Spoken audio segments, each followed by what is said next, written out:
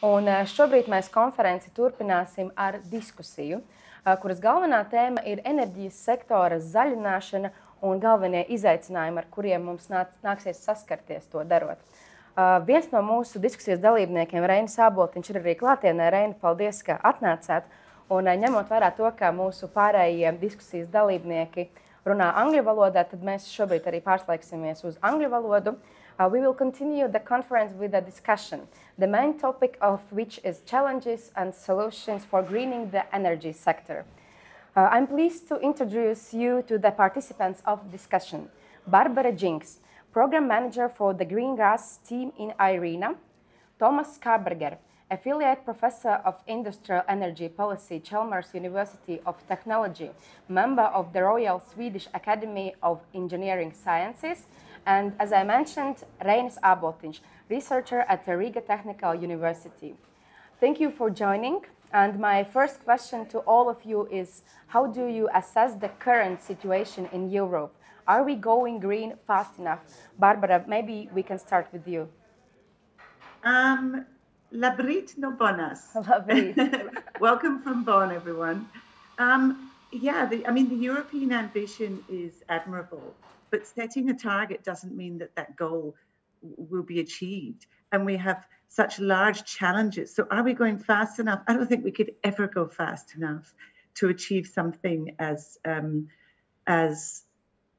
large and as complex as avoiding the impacts of climate change. However, that's not to be pessimistic. There are so many opportunities. But I just thought I would set the scene by talking about what the challenge looks like. And IRENA performs an outlook, last month we issued a World Energy Transition Outlook, which looks at what do we have to do to reach the 1.5 scenario in 2050. And this will give you an idea of the challenges that we have to meet. And the statistics here are global, but they're very similar for Europe as a region. We need to increase the whole energy chain efficiency. We need to reduce energy use by 25%, a quarter. We need more electrification, as Christian had outlined, but only 51% of end use can be electrified. And the battery vehicles, does that include, how much of trucks and heavy haulage does that include? We don't know. We need to replace fossil fuels with renewable energy. We need the pathways for that. For example, swapping out oil with biofuels and e-fuels in transport, especially shipping and aviation, to the point where we've only got 15% oil, and we need that to fill gaps. Phase out coal, that's taking place in Germany, but not throughout the whole of Europe, and replace that with gas or renewable energy as time goes on, especially in power and buildings and heating and industry. And our scenario shows that gas would be halved by 2050. And then we need to green the gas grid, green the gas system by using the infrastructure to put hydrogen and biomethane through the pipelines in the storage and through the import terminals. And the scenario shows that 12% hydrogen is essential for decarbonizing those hard to decarbonize sectors and reducing 10% of the carbon. And lastly, CCS needs to be developed for those last hard to abate sectors and carbon reductions. So are we going fast enough to do all that in the next few years? That's a good question. I'll stop there. Thanks. Thank you. Thomas, what is your opinion about this question? Well, I think it's a matter of reducing the use of fossil fuel, but it is also a matter of succeeding in the industrial development, bringing down the cost of renewable electricity, batteries, hydrogen production, electrolyzers for that purpose, and so on successfully. If we compare the development in Europe with the development in China or the United States, we can see that in the United States, they've had a dramatic decrease in the use of coal for electricity generation, about 1,000 terawatt hours less in 2020 compared to 2010, partly compensated by increase in fossil gas use, about half of that amount, but an increase in renewable electricity generation by about 500 terawatt hours.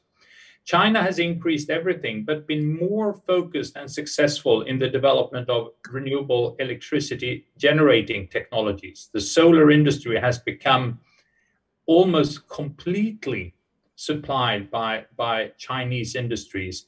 And similarly, the wind energy development has been quite successful in China, even though we still have Siemens Gamesa and Vestas as major producers in the world. So I think we should look at it both as a matter of how quickly do we manage to reduce the use of fossil fuels, but also to what extent are we succeeding in building the industries that will supply the technologies necessary for the future transition of the energy system in the world. Thank you. Reinis, how do you assess the current situation in Europe and maybe in Latvia as well?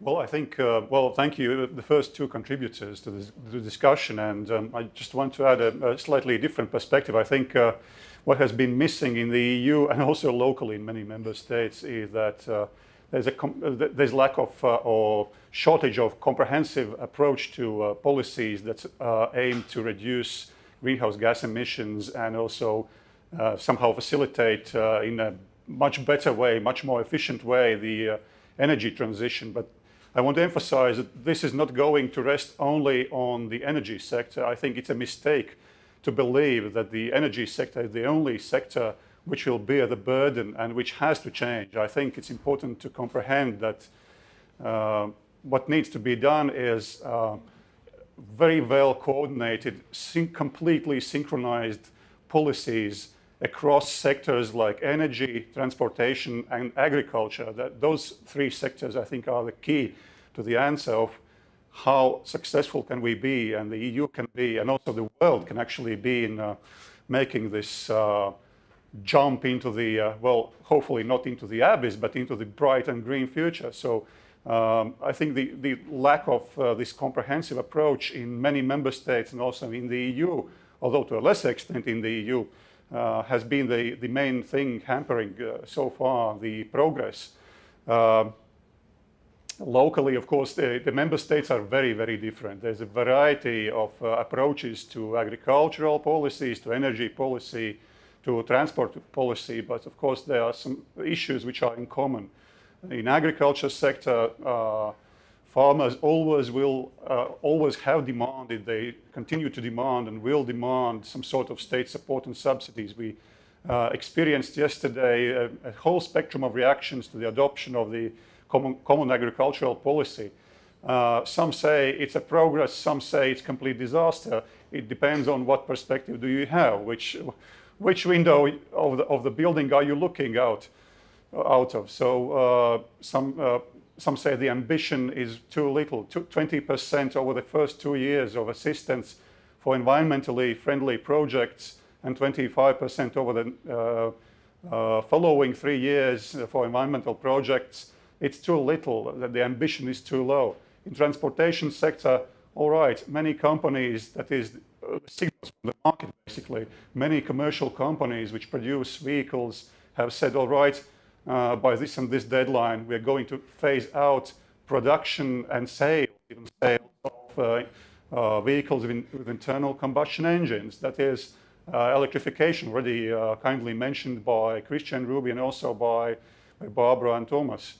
So I think there's a whole lot of challenges ahead of us, and energy sector, which we probably are more comfortable to discuss, all of us here. There's a whole thing, there's a whole spectrum of things, smart grids, volatile energy production capacities, integration of distributed power generation sources, switching over also to more electricity than previously. So I think to speak about progress and how successful we have been, we have to look at the whole picture, and that has been probably missing so far, especially in member states. Thank you, Reinis. What support is currently available in your country to promote the greening of the energy sector, and is it enough in your opinion? Barbara, what about Germany?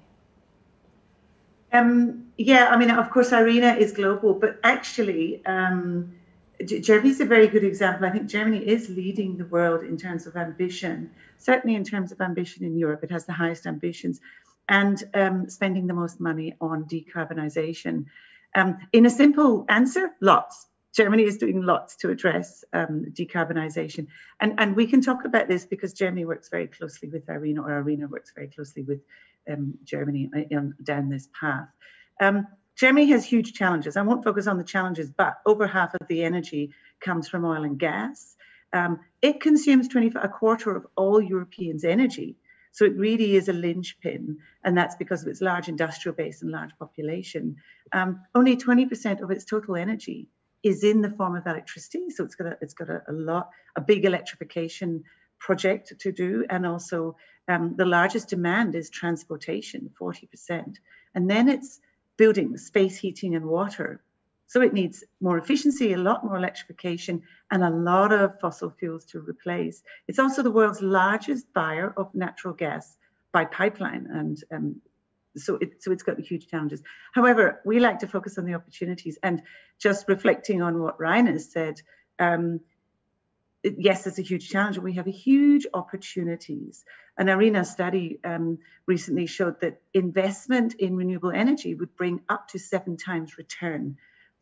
This is on a government level, and jobs, cleaner planet, clean air, less health, less pollution, etc., etc. So looking at the opportunities, the Germans are very pragmatic. That's an opportunity for them. They're very good at dealing with adversity. And they have already identified in their hydrogen strategy, they've already changed legislation to enable, for example, hydrogen production. They already have over half the biogas plants in the whole of Europe, over 9,000, and they have 200 biomethane plants. But that's only 1% of gas demand at the moment for CNG vehicles and a bit of power. It's phasing out its coal by 2038. Nuclear is on its way out next year. So it has very bold plans to being a hydrogen nation, and that's a quote from the hydrogen strategy. And it's changed its Energy Act. Right now in the Parliament, hydrogen is being adopted as a gas under the legislation, which means the DVGV, the gas certifying body, has the authority to mandate standards and technical standards for hydrogen as well as gas. And in the hydrogen strategy, it's allocated 12 billion euros investment. 2 billion alone is for developing partnerships overseas, because it acknowledges it needs to import clean energy, in particular hydrogen and green hydrogen. They've set green hydrogen as a priority. They're investing mostly in electrolyzers, e-fuel production and refueling stations. The priorities are offshore wind, imports, and they have grand plans for 40 gigawatts by 2050, with only 10 gigawatts in Germany. So they're really, in terms of support, I think Germany understands the magnitude of the issue, is spending the money, has policy, the government is behind it. And at the moment, it's the world leader actually in electrolysis on the ground, with 63 power-to-gas plants and power-to-liquid plants, 35 in operation and the rest in pilot phase of development. It's also investing in pyrolysis and methane cracking for blue hydrogen. So I'll stop there, because I could go on forever about the wonderful things in Germany and Europe. I'll stop there. Thanks. Thank you. Thomas, what about Sweden? Well, first, let me say that I think Germany, especially German households, can be more proud than they often show, because the generous feed-in tariffs introduced 20 years ago cost the German households a lot, but it was their payment for the rapid deployment of solar and wind in Germany that resulted in the industrial development that brought down the cost, so that solar and wind is now competitive in many parts of the world without any subsidies. So I think German households, though paying dearly for it, should be very proud.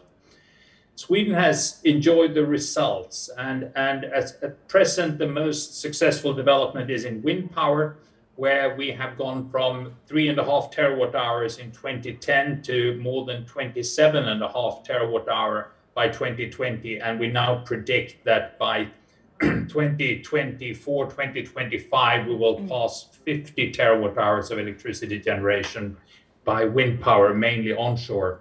And this has been achieved at low cost. We did have a market-based electricity certificate trading system where 10 years ago, the extra value for renewable electricity was up to 35 euros per megawatt hour. Those electricity certificates are now traded at almost zero price. So the investments made at present in wind power do not assume any additional subsidies apart from the electricity price they can get on the electricity market.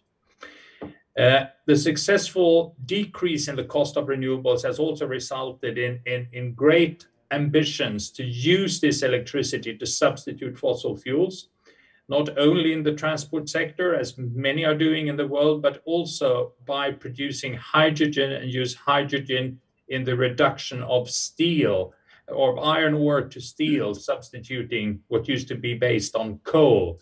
And made a large part of the Swedish coal use and carbon dioxide emissions. So this all depends on the reduced cost of renewables. And I think we should look at the development in the future more as a way of using the opportunities for renewable electricity at low cost to substitute fossil fuels. It's no longer necessarily a burden or a challenge, but a lot of opportunities. So this change of approach or perspective on the development is important, because this will not only be important for global climate, but also for European industrial competitiveness and economic prosperity in the future, that we do this well. And it will not be based on stable markets or perfect policies. We'll have to manage imperfections, both in volatile markets and in more or less bad policies. The industrial development must go on. Thank you. Reinis, what about Latvia? What support do we have? Well, we've had in the Baltic states, all three Baltic states have had systems supporting the introduction of renewable energy and also cogeneration, including small-scale natural gas power plants. In the past. Currently, I'd say that the feed-in tariff system, specifically in Latvia, is an extremely sensitive issue. It's basically, de facto phased out.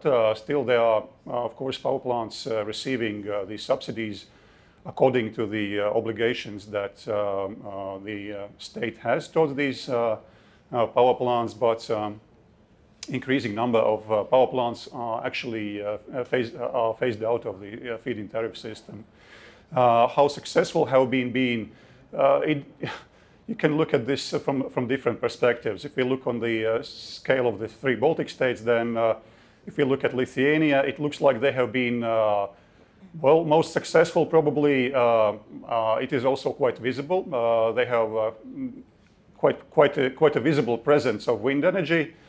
In their landscape, they have accumulated and deployed almost 600 megawatts of wind power over the last years.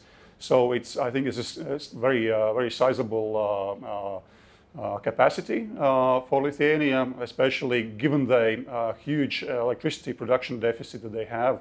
Occasionally, they have to import as much as 70% of electricity that they consume. So there's a huge challenge there. If we go north of Latvia to Estonia, Estonians have also been aware of the carbon price hikes, and they have, of course, began investing in alternative sources of energy production, also namely wind energy. We can also see visual presence of wind turbines across Estonia. They have roughly 400 megawatts of installed capacity. And this is changing actually. So Latvia, in this respect, has done probably the least among the Baltic states. But in terms of installed wind energy, we have just about 80 megawatts of installed wind capacity, which is almost nothing in the global context, even in the Baltic context. But we look forward to doing that. Actually, as Tomas correctly pointed out, based on the market mechanisms. So currently, we are not speaking about any very heavy, very financially heavy support mechanisms by the public. So we are looking for solutions which are not going to socialize these costs of investment in renewables. So it will be more based rather on the low levelized cost of electricity from those technologies which are available now on the market. And both Barbara and Tomas already mentioned, they referred to wind onshore and also solar photovoltaic. These are two technologies also recognized broadly by both IRENA and by International Energy Agency as the kings of technology currently. Thank you. Green resources are, at least for now, more expensive. Will the targets make society pay even more for the energy in the future? And is society ready for that? Thomas, maybe let's start with you this time. No, I don't think this is correct anymore. Renewable electricity, as you pointed out just now, is now the cheapest source of new electricity capacity almost everywhere in the world. So I think we should look at the future as one of energy opportunities, where the efficient deployment of these renewables and the clever integration into the energy system in total is an opportunity for continued economic development in the whole world, no longer constrained by the resource constraints on fossil fuels, nor the environmental consequences of fossil fuels and nuclear energy. So this is a fantastic opportunity, but we need to be able to develop the industrial production of the equipment necessary, and that applies to the whole supply chains of metals necessary and recycling systems necessary. But it's also a matter of cleverly integrating renewable electricity into the grid, where the use of low-cost electricity to produce fuels as a way of achieving long-term storage, while also satisfying the needs for fuels where direct electrification is difficult. Those are key industrial technological system development opportunities that we need to do in a clever, effective way in Europe if we are to stay competitive in the global development.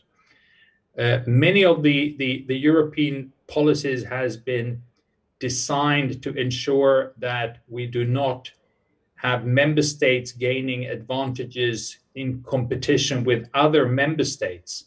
But some of these rules regarding state aid and things like that have been detrimental for the European ability to compete with China and the United States and other parts of the world in their in the industrial development of these new technologies. So we need to form a European industrial ambition and strategy and policy tools that ensure that Europe can stay competitive during this dramatic transition for the better in the world.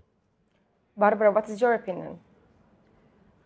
I prefer to talk about savings, not costs. I mean, we focus on only one small, when we talk about what is the cost of decarbonization, we're really only looking at one part of a whole system.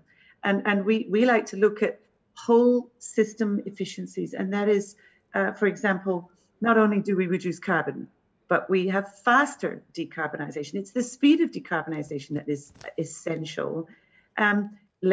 The least disruption to people and businesses, cleaner cities, less health issues I mentioned before, less waste, using more bio waste and water waste to create energy, changing the way we,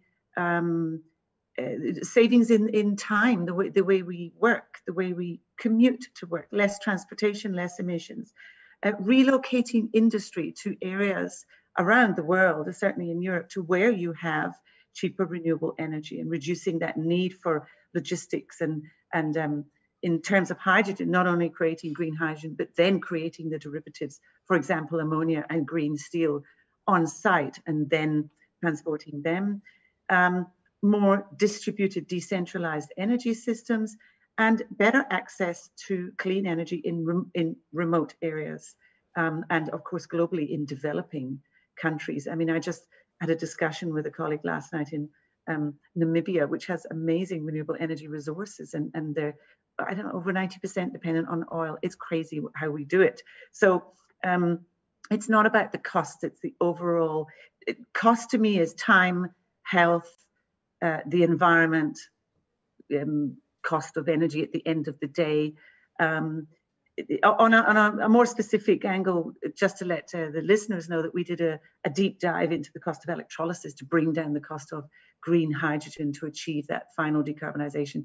And we estimate that 40% of the cost can be reduced short term. And by 2030, green hydrogen can meet and be below 2 a kilo and be competitive with alternatives and blue hydrogen. And in long term, it can come down by 80%. And that of course, that depends on the trend for renewable electricity. So we like to talk about savings and not costs. I'll stop there. Thank you. Thank you. Reini, what's your opinion? Well, very briefly, since the time is closing. So I think there's a very important aspect to all of this debate about costs and benefits. Of course, you can do very economically based cost and benefit analysis, but we often forget that there is this behavioral aspect of it. So it's called present bias.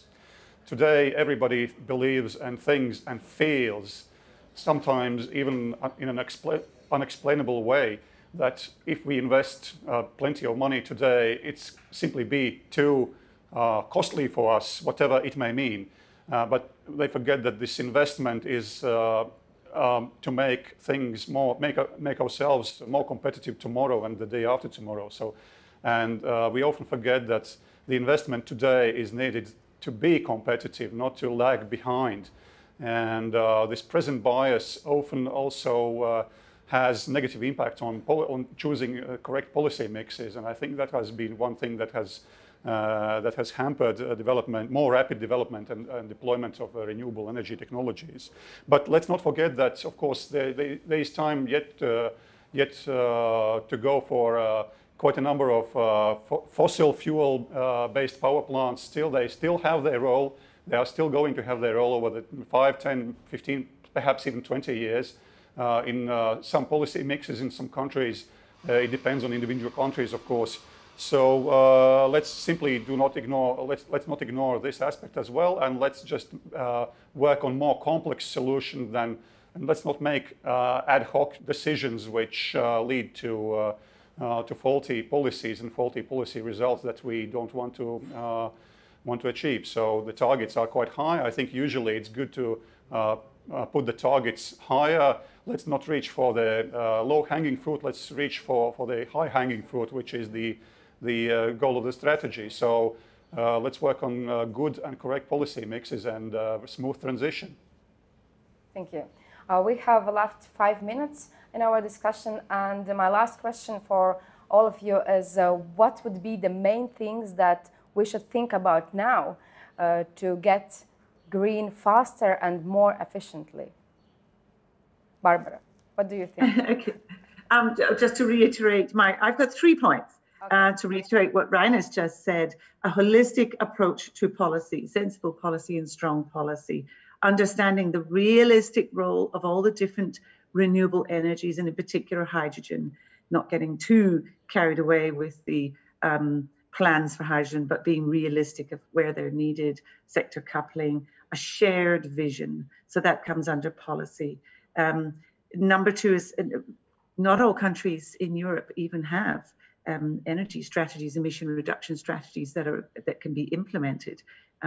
So having strategies for decarbonisation that are ready to go, and then sending those signals out to market and gaining the public's trust. And then number 3 is the frameworks to enable all to happen. For example, international certification system to allow trading of green energy.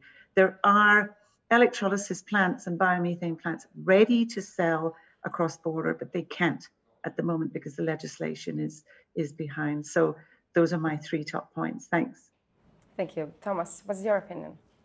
As individuals, we should all be made aware that the technological and industrial development in the last few years has been so dramatic that being experienced in the energy industry is not necessarily an advantage.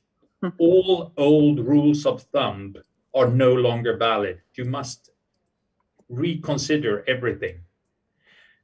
On a more policy level in the Baltic states and Scandinavia, I think it's important that we learn to cooperate to utilize the offshore wind resources in the Baltic.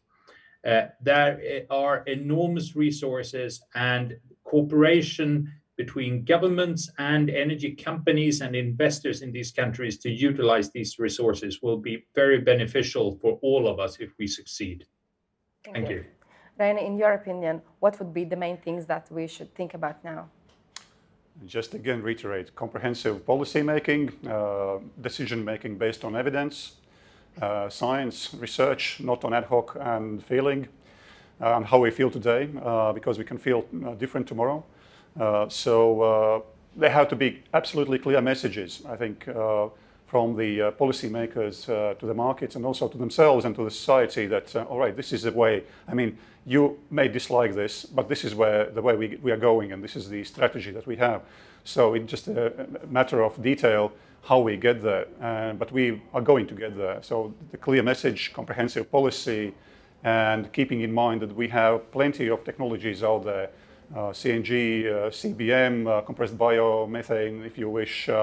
We still have this clean natural gas mentioned earlier already. We also have, of course, offshore wind, we have onshore wind, we have solar photovoltaic. We have plenty of things to choose from. So development, messages, and comprehensive policies. Thank you, Reini. Thank you, Barbara. Thank you, Tomas. Thank you for your time and sharing your experience. Šobrīd paldies visiem runātājiem, un es atgādinu arī vēlreiz, ka visiem diskusiju un arī dalībniekiem pārējiem jūs varat uzdot savus jautājumus platformā Slido, izmantojot tēmturi enerģētika.